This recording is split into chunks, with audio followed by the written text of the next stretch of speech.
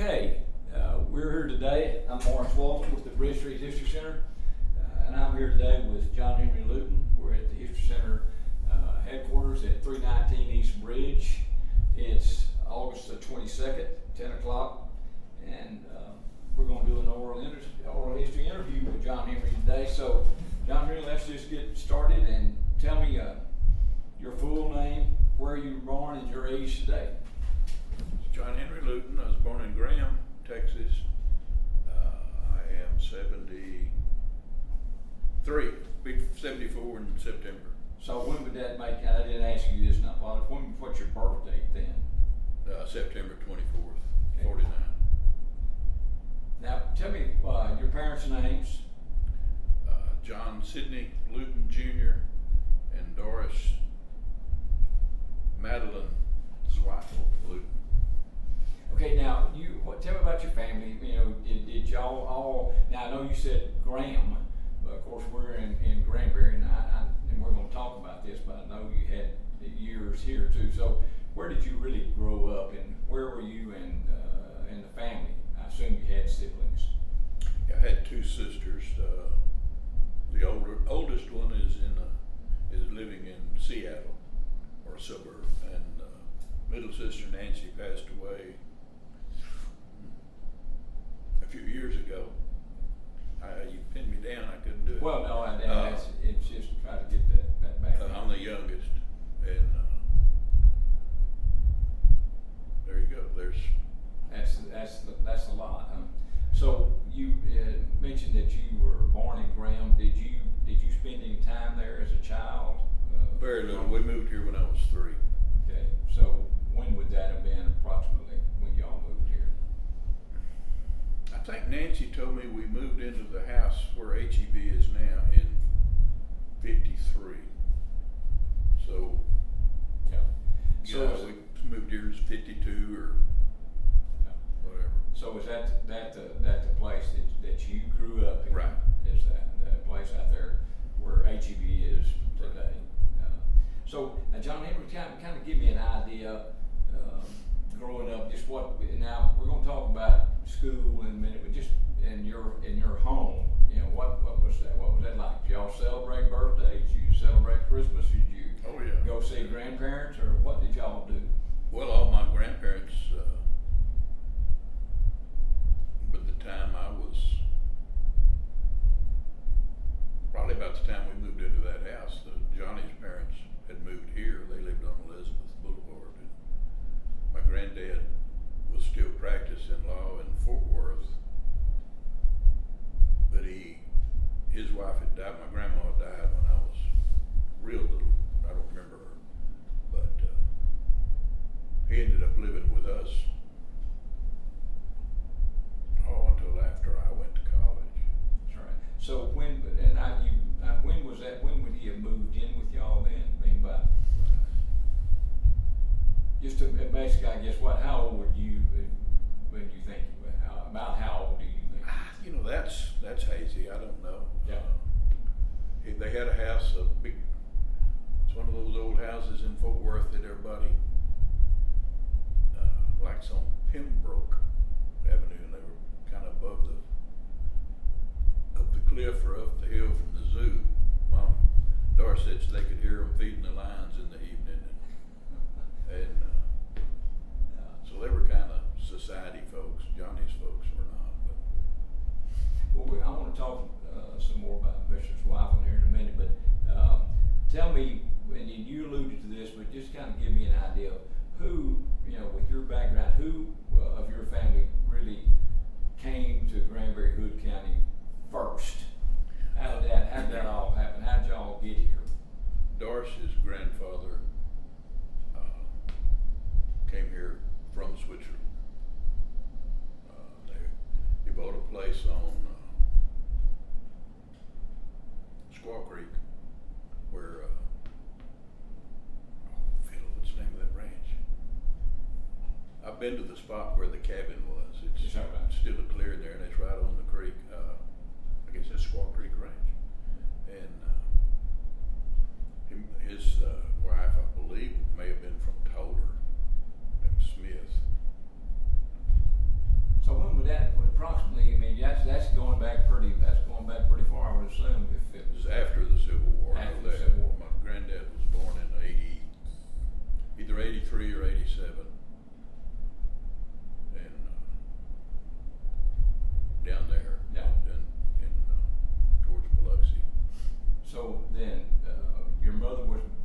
here? And She was born here. At that time, my granddad and grandma had a 2-story house where Martin's funeral home is now. And that's where she was born. She was born in 1916. 16. Okay. She have siblings? She had a half sister, Norma Crawford. And was they raised here too? She was raised here too. You say half sister. Tell me about that. How was it? Did she have? Norma was a good bit older. Her birth year was 1902. So there was a pretty good spread there. I don't know how much time they spent together as kids in the same house. I don't know that. Doris is really closer in age to my cousin, Mary Jo Hill. Is that right? So is that Norma's daughter? One of them, Norma's daughters. Well, tell me, and your dad, where did he grow up? Fort Worth.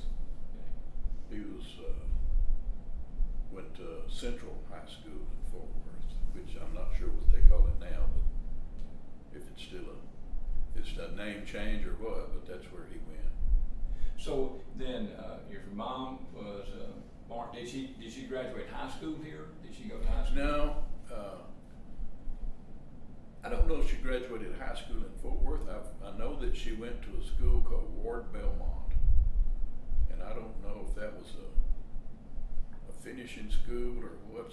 She got a college degree from University of Texas, but We can't help that. I know she was she was a trained musical person, voice mostly, and played the piano. She played a little bit of everything, but she was a heck of a singer. Yeah. Well, now she didn't graduate high school here, sounds like, but did she grow up here? I mean, actually. I'm not sure how much time she spent here in Fort Worth. I'm going to say mostly Fort Worth. Is that right? Okay. Now tell me then about your mother's father. I've heard you speak of him in the past, Mr. Schweifel. Yes, sir. Tell me about him. When did he come here? And Well, he was born here. Was he? Okay. Yeah, and he went to school through the 8th grade. And I remember him talking about all the different jobs he had. He was worked on steel construction, when they'd heat those rivets up and throw them, catch them in the bucket and that kind of stuff. And but he had a friend that was going to law school, and he studied, as I understand it, as it was told, he would study his friend's tests, and you could then take the bar exam, and if you passed, you passed. You didn't have to go to law school. There wasn't a requirement that far back. So is that after he got his license? Where was he? How old was he at that point in time? Do you know? Have you ever been saying about what his age was at that time? I do not know. Okay. Well, what did he do after he got the license? Did he take up the practice of law at that time? Did he have other things that he did? Yeah, he was always dabbling in farmland. That was a big hobby of his, and but he was I'm going to guess he was mostly a commercial or business type lawyer, but he did a lot of, he prosecuted one of the oil fraud cases. Is it Cook? That's right. So, yeah, did he practice law mostly then in Fort Worth? Yeah, I believe so. In that area, was that where he? And he ended up being the U.S. attorney for the Northern District of Texas way back then. So how did that happen? He was way into politics. He was a national committeeman for the Republican Party, and he he pretty much got out of being active in politics when the Republicans nominated Eisenhower. He said I guess today, my granddad, if he was active, he would call him a rhino. There was other stories on the internet about what all happened during that time, and they flooded the primary, and it was at his house, I think, and he pretty much washed his hands of it and left. That's all right. So he practiced law, and then, if I understand, then he was the U.S. Attorney for the Northern District. So over how many years did he in fact practice law? Do you know and have any idea? He was still practicing, I believe, even when he moved in with us, so Is that right? up into the 50s. You know, Bob Hill was telling me, I interviewed Bob last week. He told me, and I don't think I knew this or had any conversation. He said that Mr. Zweifel had an office at y'all's house. Is that right? There was where my folks' garage was.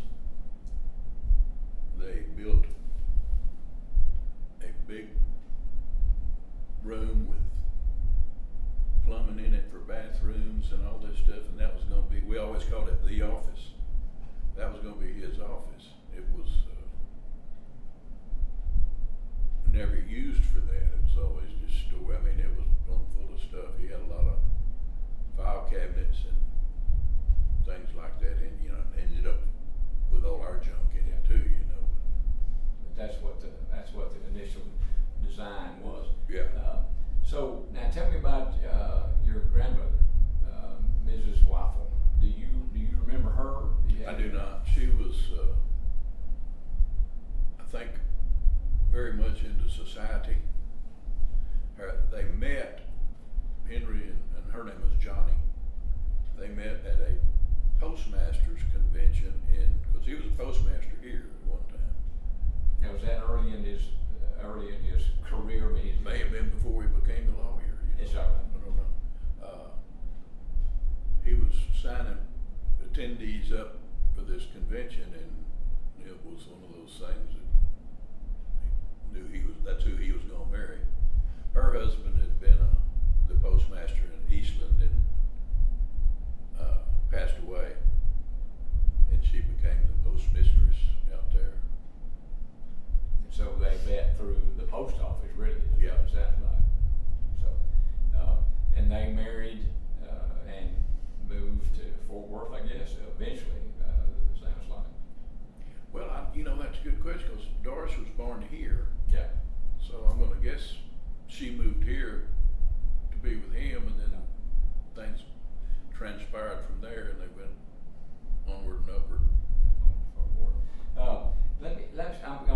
I don't want to skip over your mother. You had mentioned that she graduated from the University of Texas. What did she do after she graduated? After she graduated from the University of Texas, what did she go into? What did she do?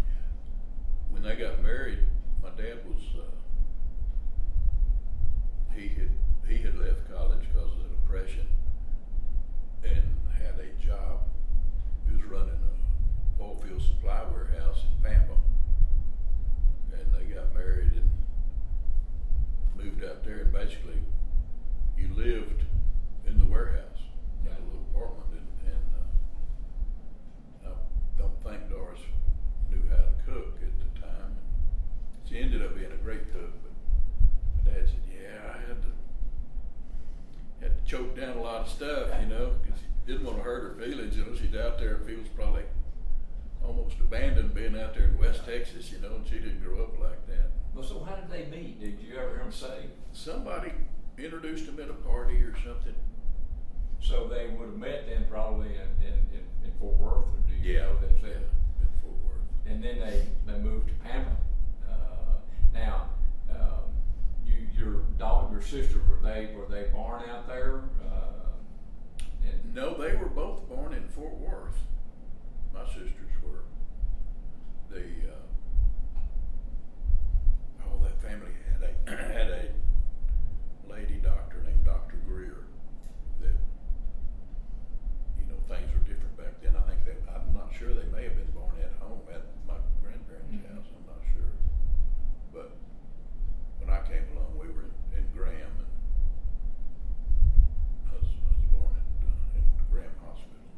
And I refer back because I thought this was interesting, and Bob said it did. What I'd like to ask is, do you have any memories of your grandfather as a child? When you were a child, you have recollections of?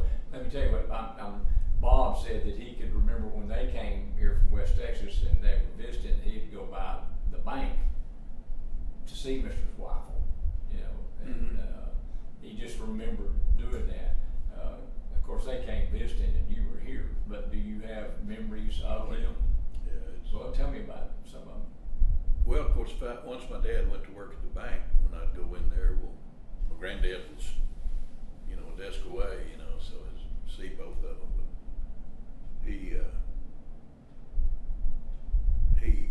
we had a round kitchen table. I've still got it. It's at A&M. Being the youngest, I always got the leg. Corner had to straddle the leg. But he always got his dessert served with his meal. That ain't fair, man. But he'd have a glass of milk and a glass of water. And when he got through, he'd fish the ice cubes out of his milk glass and put it in the water glass, and you had these milk threads trailing up through his water, and he'd go in his room and had a card table in there, and he played solitaire. And he would wear the 2 or 3 decks of cards a year out. Wear the designs off of them. So that was a daily routine of his then. Yeah. He'd get some calls, some phone calls, usually of political type stuff. He was real good friends with a man that worked for the Democratic Party in Austin, Uncle Bob Barker. And I've looked him up. I don't think I ever met the man, but I always heard the name. Well, that was pretty interesting, this friendship was friendship back then. It wasn't enemies.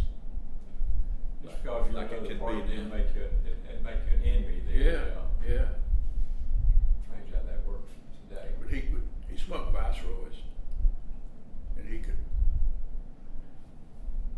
make it spin in place. And when I was young and I thought I wanted to smoke, I tried that. I just burned up some shirts, was all I did. Anything else? Those are pretty vivid memories. Anything else that just stands out about him as a child? Yeah, he had the ranch land, farmland around here, and I'd go with him some. And early on, before my dad went to work in the bank, he went to work running those places. And he said, I didn't know nothing about what I was doing, but Johnny was a pretty sharp devil, so he figured it out real quick. And so I spent a whole lot of time around farm hands, and maybe that's why I talk the way I do. But so you were raised up. Now, going out to his property here in Hood County, Granbury. So part of it was is now Bentwater and Mallard Point, and then we still got the place down south of town on the river. So that's kind of been the place that you've grown up just going to, and you still own, or your family still own? It's family partnership. Well, what about your mom and dad, and going back to them after they married, and they set up housekeeping out in Pampa, I think you said. When did they move from there? What got them away from out in West Texas? He went to.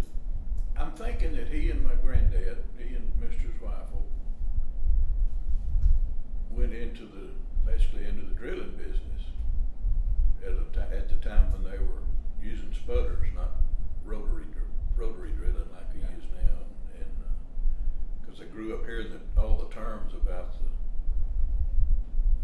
the different parts and pieces and tools on a sputter, and it always intrigued me because I couldn't visualize it. I did finally find a museum that had all that stuff in it, and then it all made sense. But they did that for a good while. They drilled on they were shallow wells,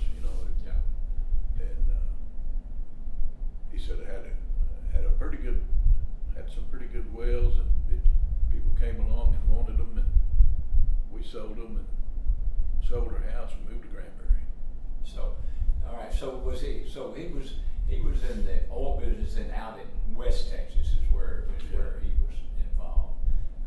So when they moved here, what did they do? What your dad do after he moved here? After he sold the wells? Built that house where HEB is now, and he figured he would get back in the oil business. He said, I didn't come down here to go to work in a bank, and he was just looking around for something to do is the way I understood it.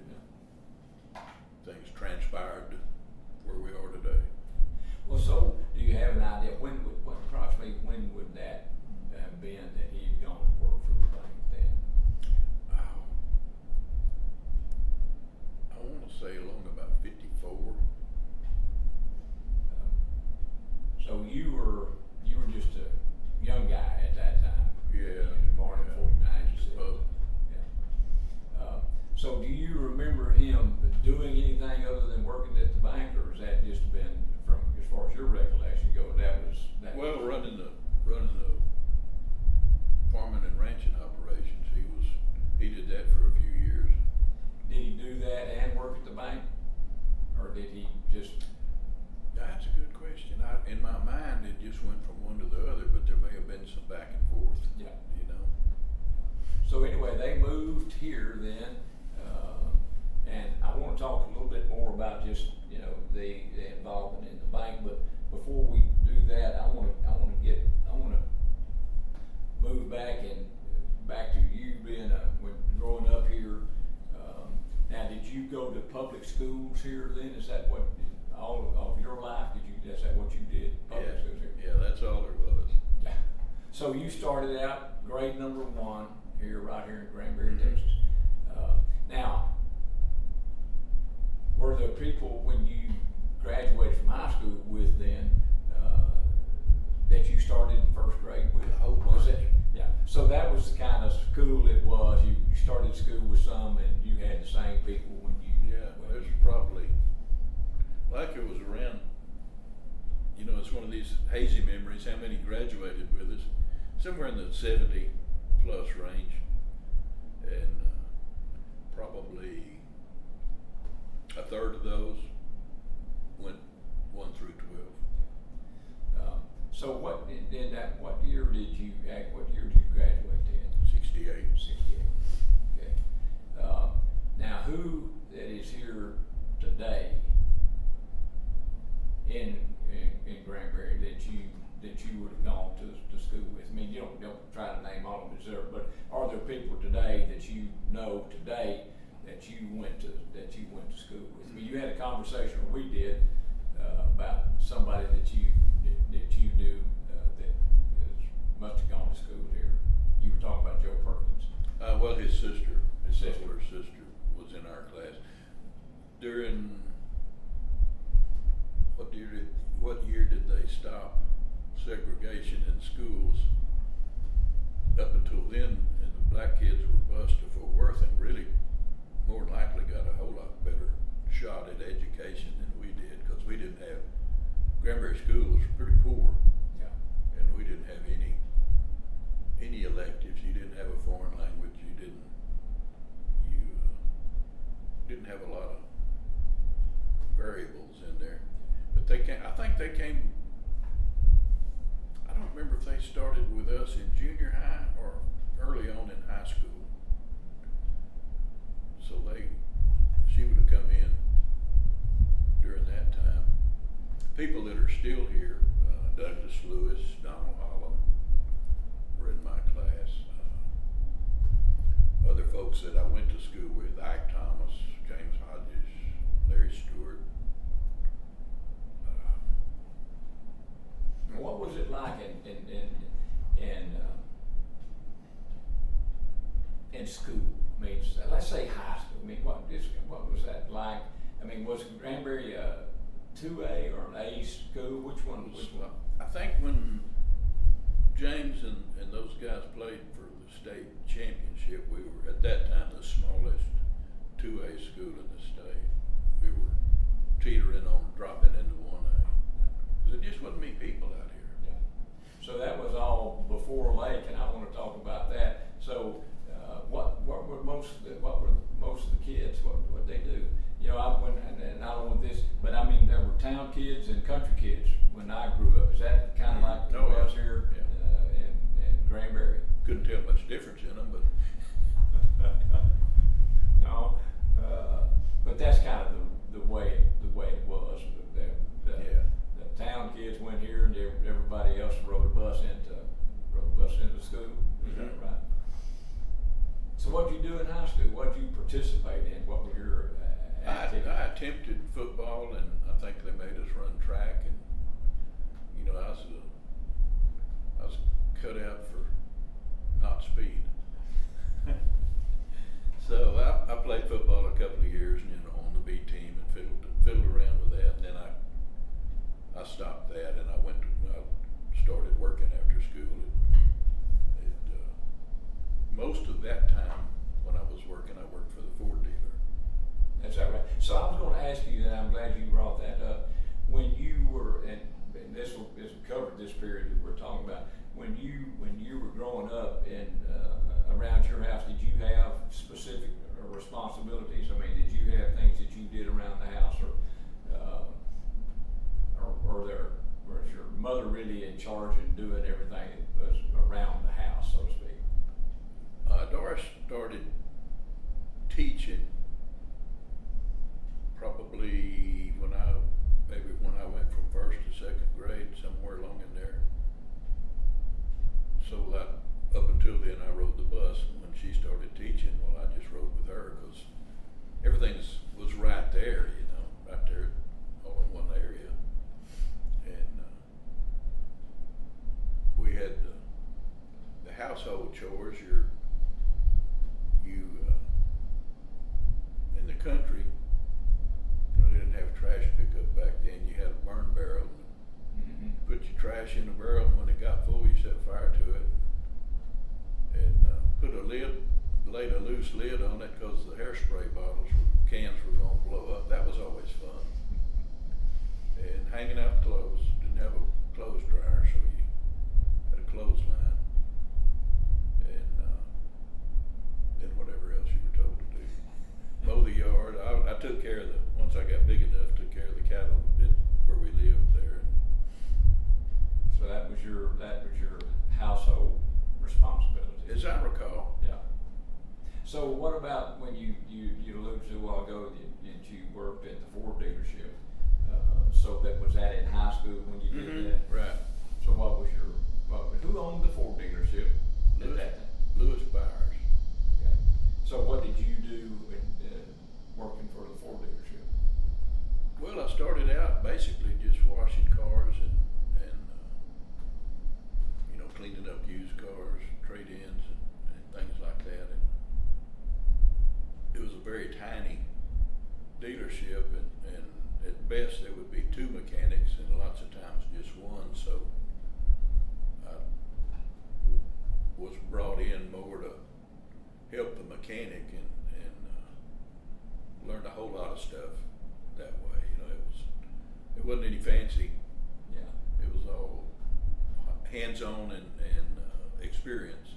So what did you, I mean, this reflecting the way I would, what did you think about, how do you think working like that, as you were growing up, how do you think that affected just the way you looked at things?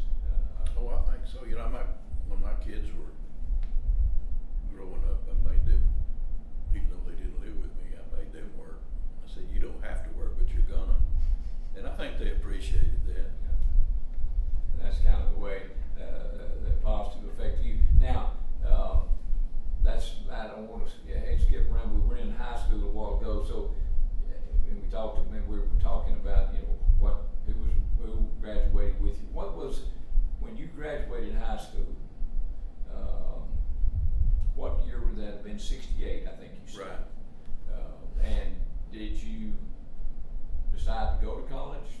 I know you did, we're going to talk about that, or was that something that you were told to do, expected to do? How did that work in your I always wanted to go to A&M. I don't know at what point that light bulb came on, but I think it may have been because that's where Johnny was going to head to. He was at, what was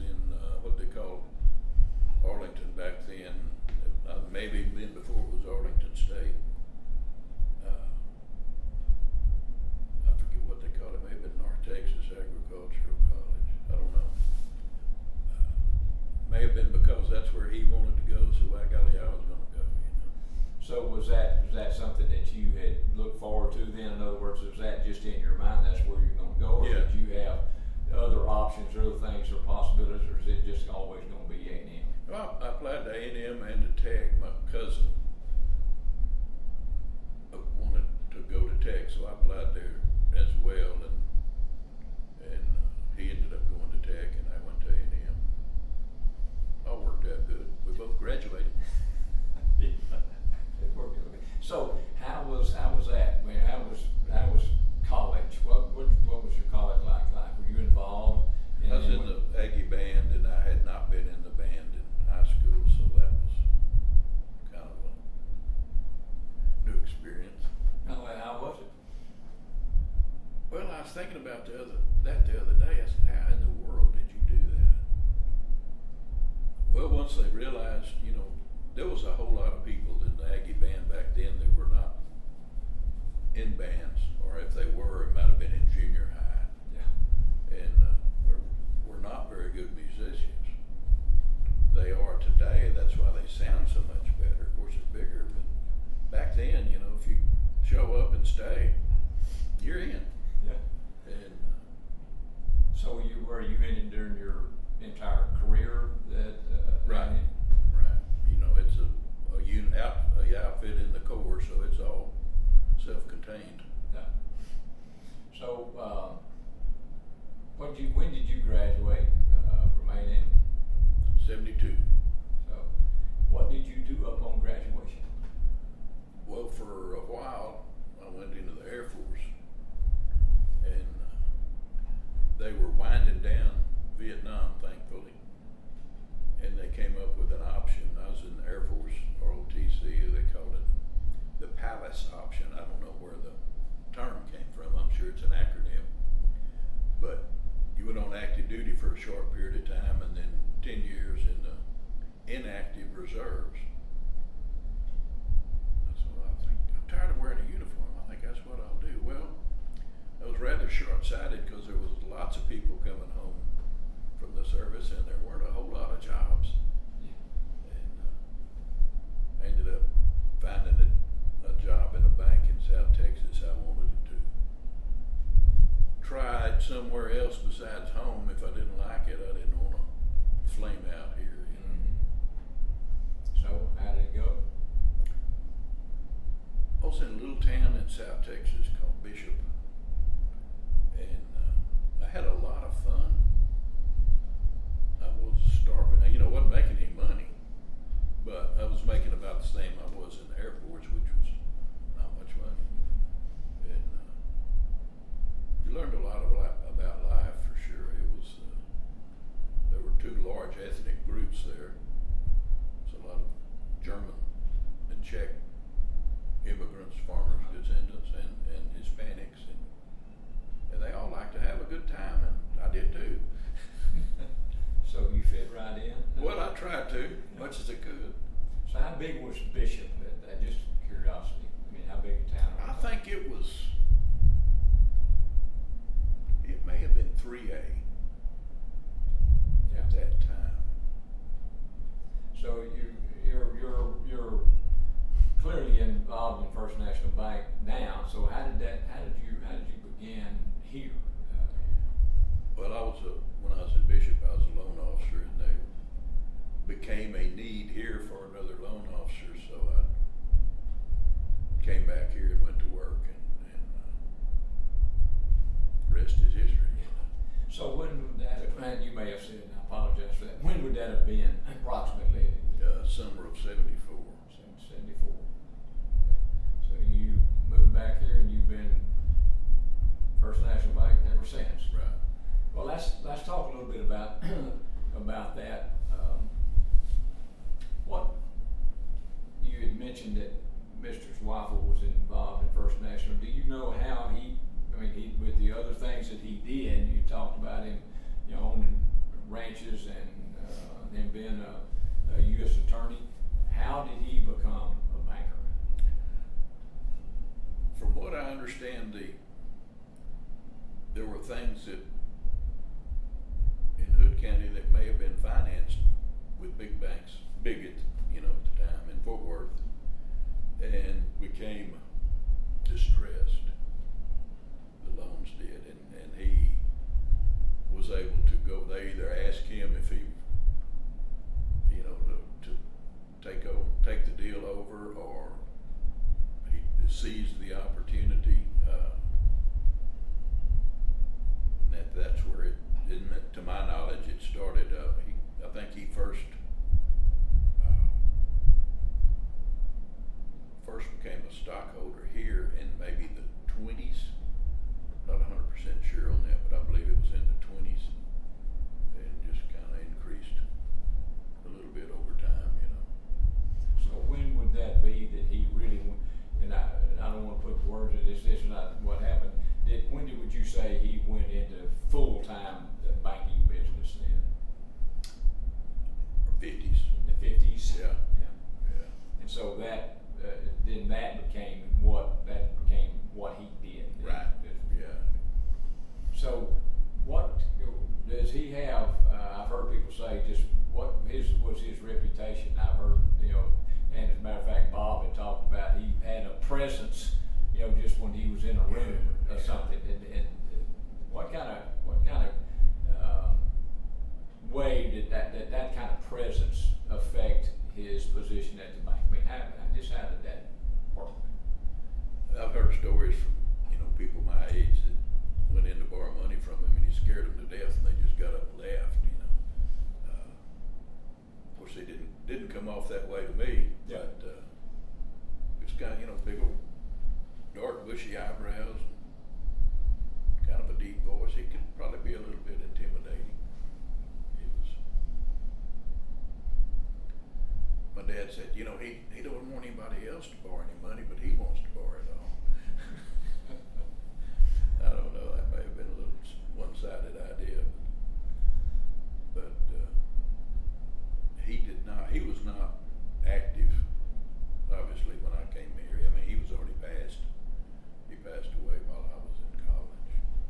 Okay, so when you came back 74, he was already gone. And was your dad then involved with the bank? Is that when he became involved? No, he started in the 50s. So. Okay. So he really took the head job then after your granddad died. Okay. He may have been made president before my granddad died. My granddad kind of got down, and he was old. So Yeah. I think Johnny was president before Mr. Zweifel died. Mr. Zweifel carried on, I think, as chairman for a while, but Johnny was president. So, just your dad. I mean, how long was he involved with the bank then? Well, from probably about 54 till he died in.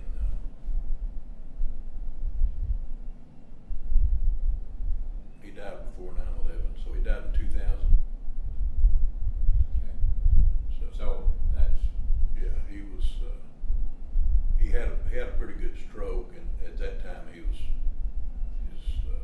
chairman of the board, and we carried him on as what do you call it? Emeritus, something like that. Anyway, I mean, small organization, everybody can do whatever needs to be done, so it wasn't a problem. So, what would you say that your father's, Mr. Luton, what was his couple of things? What was his kind of his attitude? I mean, did he have a management style that was unique to him? I mean, how did he? I guess I would say, how did he view people? How did he deal with? How did he do that? He was very kind. One of my aunts commented to me one time. He said, "Your daddy was so kind," but he also had a saying, "Boy, we're not the Red Cross. We're not. If we're going to make a donation, let's don't call it a loan." And so it's in a small country town, a small bank. I guess if you don't follow that, you won't last long. Right. and run the gamut. I mean, he started out with when your granddad would have been here, and then went. Yeah, well, Johnny started out probably as a teller, Yeah. and because back then you started that, but you learned it all before you had any swing. You know, it's. So was he? I want to talk because I've heard really. I mean, I don't want to just good things about Mr. Luton, and just his the way he looked at people. Let's say the people that worked for him or worked at the bank. Would you say did he have? What was his attitude toward the people that worked for him at the bank?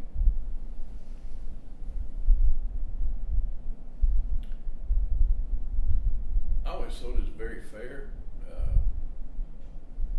You didn't pull any punches around him. You didn't. You sure didn't pop off. But I thought he was a very considerate person, but he expected you to do your job and do it right. So did you think he made a kind of a lasting impression on the attitude of the bank today? I think so. Because he said, I've been on the other side of the desk trying to borrow all the money I could, and I know what that feels like, and we need to, and our slogan, one of our slogans, treat people like you wanted to be treated, and we still hang that up there. I hope we still do it. Well, was that part of the statement of your just your plan or your philosophy when you came, or is that something? I mean, was that just a? Let me say this: was that really a statement of his attitude, or was that a statement that has been something that he adopted, or that y'all did to really reflect that? Yeah, we kind of glommed onto it. Somebody interviewed him or something, you know, and he said that, and then we grabbed it and kept it, and you know, it was a little bitty country town. It was peanut farms and a few cattle, and most people probably worked in Fort Worth like they do now. A lot of them worked in the defense plants. It was a whole different world than it is now. Well, let's talk about that. You know, and you and I have had this conversation sometime or another about Granbury really, just if you look at just from a timetable, you have to say, just by observation, that when that dam went in, and I think it was in 1969, and then when the Opera House, you know, when it was restored, I mean, Granbury's just kind of started a different trajectory that most towns and counties don't have the opportunity to do. Exactly. Yeah. You know? And so what do you remember, if you do? What was your dad's attitude about that? Of course, he was in the middle of it, and it was going on. It's easier to reflect back on what it appeared, but do you remember conversations that you would have had with him, or just what you detected his attitude would have been? You know, he never talked about it much, but they had two efforts of getting local support for the dam, and he was involved in the first one, and it was not successful. And then they got Mr. Zweifel involved as well. Well, he may have had a little more persuasion, knowing more, having been here longer, and not that he got it done, but that's when the landowners kind of started thinking it was a good idea, and got it down the road. Here we are today. So that would have. Do you remember yourself? I mean, when you graduated '68, dam opened in '69. Do you have recollections of just the activities or what was going on around here, or what people thought about that? You know, just whether it was something. Obviously, the community supported it because it happened. But do you have any independent recollections of just what the attitudes of people were about that at that time? Yeah, there were, at that time.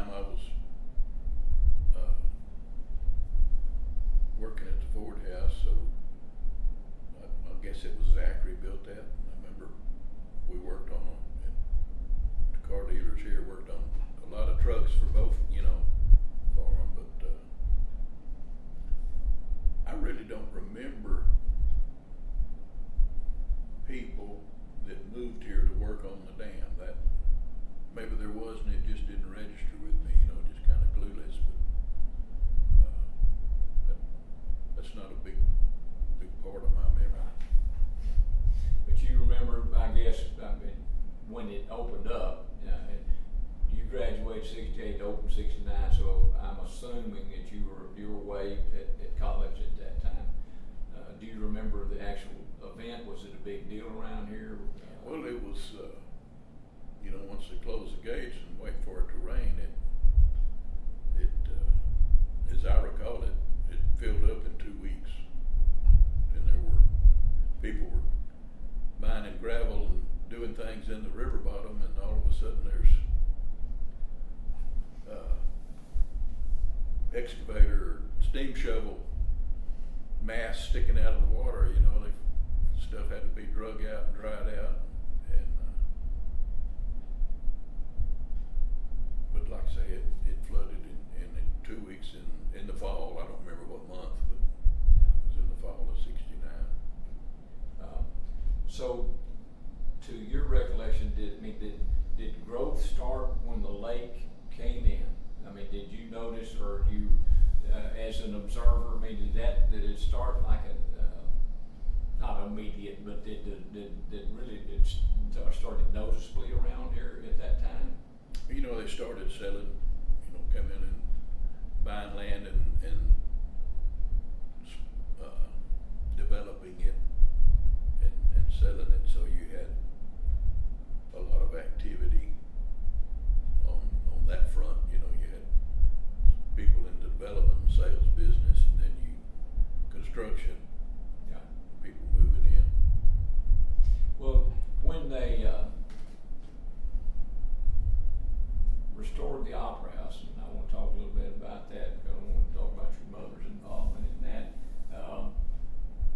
When they opened that on June 19th, 1975, I have no date. Do you remember that event? What led up to that? The restoration of the Opera House. Did you have observing that? What is your thought about that? What was the community's thought about that event there? Well, the community was,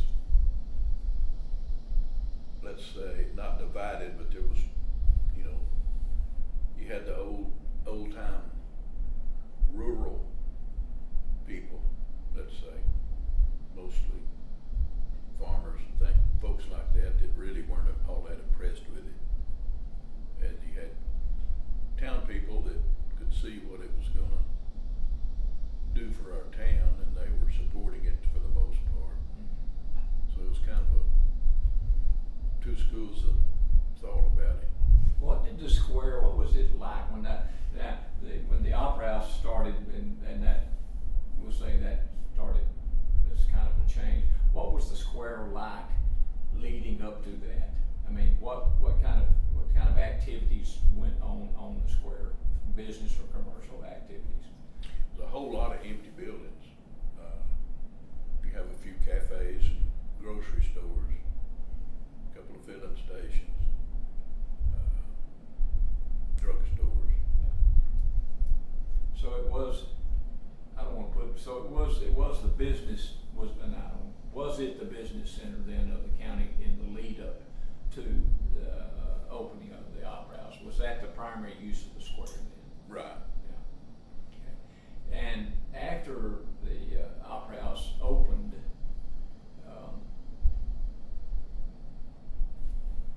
did you observe, or could you detect the starting of this transition to where we are today? Did you observe that? Do you have an opinion about that at the time? What did you think about that? Well, I'll give you an example. For I don't know how many years, the bank had a building that they had repossessed years and years ago that couldn't sell. They could not find a buyer. Well, once things started happening with the lake and the Opera House, we finally were able to sell the building. And there was a lot of buildings that were unused. A lot of them, you know, some of them had hay in them, feed, and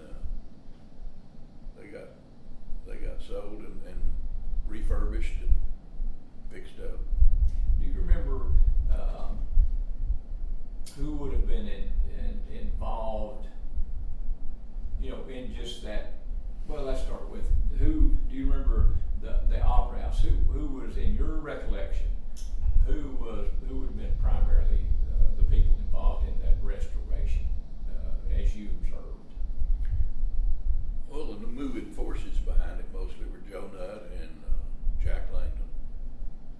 There was some other folks that Joe, I guess a lot of them were living at that time in Cordova, and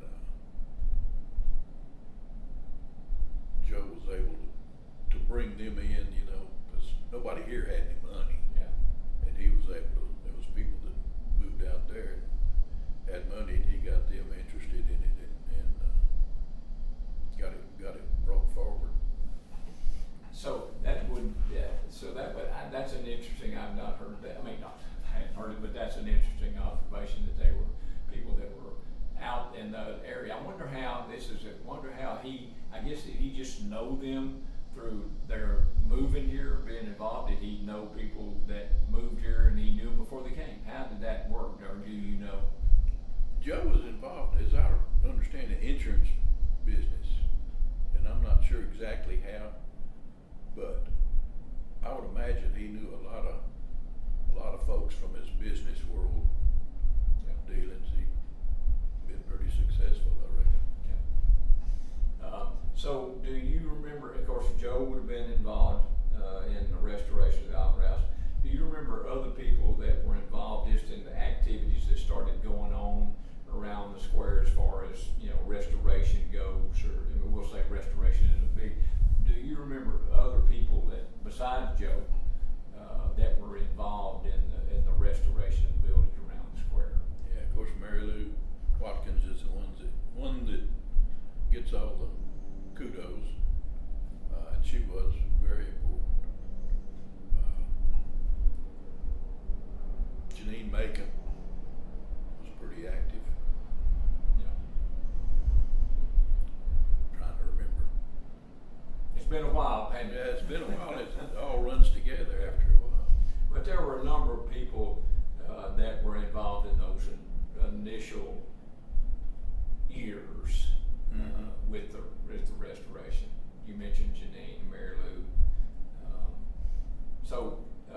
Do you remember, what is because the square has been transformed from what you had described a while ago, you know, buildings, filling station, restaurant, a lot of them boarded up. So that transition had started. What is the place on the square that you remember that you would miss today? I mean, you know, if somebody said, well, what do you miss about the square back before all this started? Is there something particular that you have fond memories of that you miss that's not there today? Well, there wasn't a whole lot there, so. Yeah. All the, you know, we had a couple of drugstores from time to time that usually had a good milkshake counter, you know, sandwich.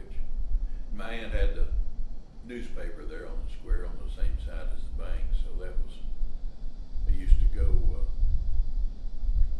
back then they published funeral notices, little cards, and she'd pay me a dime or a nickel to go around and put them out at every store, and that was a big deal. Yeah, you were making money, huh? Yeah, I'd go next door then and get me an ice cream cone.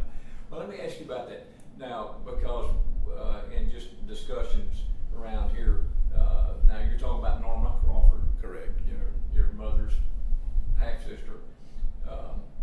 I've heard people talk about, you know, her leading the charge when they took the steeple off of the courthouse. Tell me about, do you remember that? I remember it sitting in the street. Okay, all right. Do you remember do you remember that event when it was the news around here? seeing it being done, and I'm gonna guess she was one that wanted it put back up, cause I think there was some folks that said, I just leave it off, you know, just cover it over. And she didn't much cotton to that.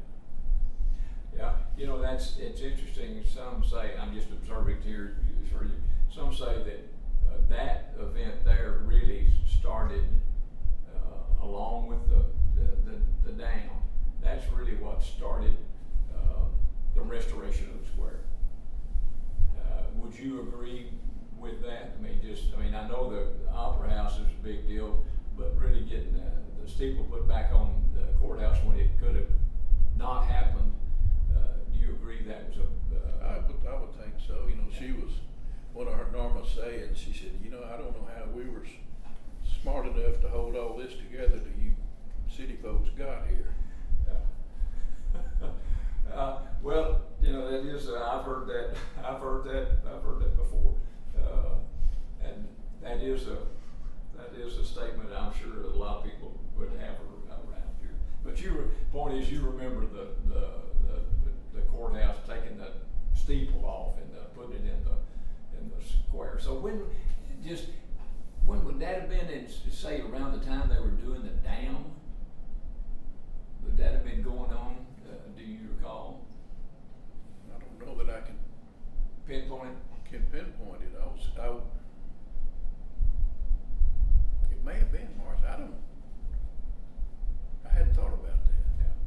Well, it was an interesting thing to me when that point was made in a conversation that we were having a couple of weeks ago. Now, back to the square. Is there any place, particularly say today, that you think is particularly significant to the square? I mean, the image that it has today of the best historical small town in America. Is there anything particularly that stands out to you that would? Any one Yeah. business or building? I think that'd be hard to say. Because you have to take it as a whole. You know, if it was just one building there, it wouldn't mean much. But the conglomeration and the preservation is what makes it unique, I think. What would you say, just from a family standpoint, your personal standpoint, what effect did this, transition of, going from an agricultural and livestock community to where it is today over that period of time? If we say it starts in 1969 to today, what has been the impact on you, your family, to that transition? Well, there's a whole lot more social things that you can do. Yeah. There was not a whole lot of, you had just a plain old chicken fried steak restaurant, and that's about, and a hamburger place. And, there obviously wasn't any bars. Yeah. Because we were totally dry, supposedly. And nightlife is, there's you can come downtown any night pretty much, and you can't find a parking spot. It doesn't have to be the weekend. Yeah. It's pretty busy, which is, compared to when we were in high school. Well, tell me about, we know what the square is like today. What was it? I mean, and talking about, you be able to go there and there's going to be looking for a parking spot. What's the difference in that and what the square was like in 1967, 68? That would have made you a junior, senior in high school. What was the square like? I mean, from that standpoint, from a youth standpoint, what was the square? Well, little country towns young people drove up and down whatever their drag was. If it's Main Street, and of course here it was Pearl, and drive back and forth. Why was that fun? I don't know. But if you didn't have much cash, parked on the square facing Pearl Street, and then you could still see everybody, but you didn't burn so much gas. And usually had either a night watchman or, you know, for a long time there was not a lot of, you know, law enforcement was pretty small, and usually had a night watchman or the policeman and the sheriff and maybe a deputy or two, and that's about it. And of course there wasn't much crime either. So. Yeah. So it was sufficient for the situation as it was. You know, it wasn't Mayberry, but it wasn't far off.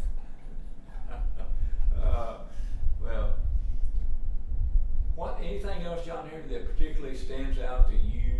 Just anything that you want to share, just thoughts or something that maybe I hadn't explored or we talked about, or you've looked over the list. Is there anything that I have left off and just talking about it that you want to particularly mention?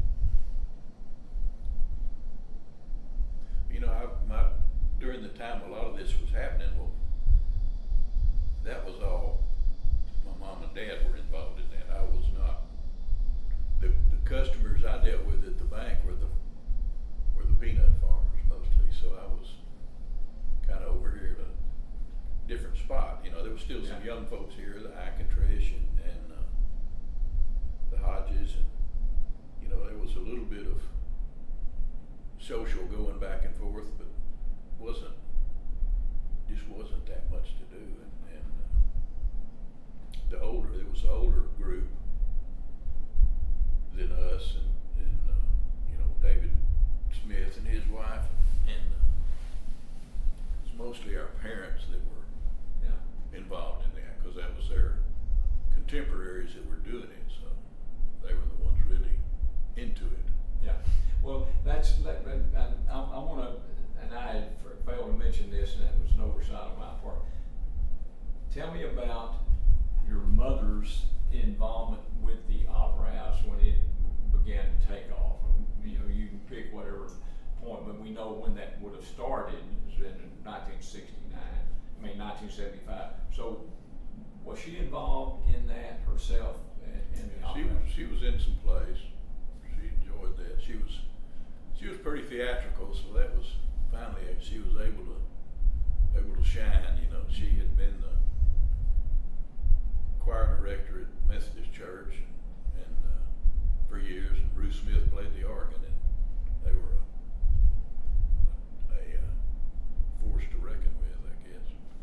But she was, I feel like, you know, I didn't realize it at the time, but her talents were way above what she was able to use them for. So this was an outlet for her. I'm sure, yeah. And you mentioned somebody. Who else did you say that would have been a contemporary of your mother's that would have been involved at that? You know, I don't know how much the Smiths were involved. Ruth and Kermit Smith, the Rawls, Bob and Jerry Rawls were involved a good bit. As far as local, you know, he was a doctor here in town. Had 2 or 3 doctors. But they were in that mix. So they would have been the part of that crowd that would have been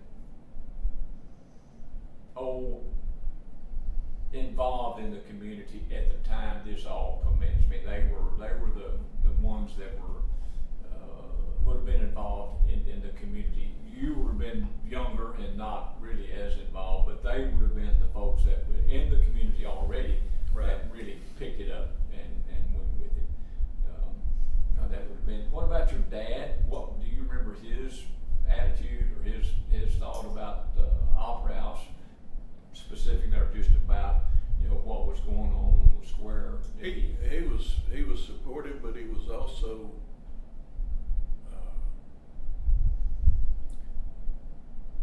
let's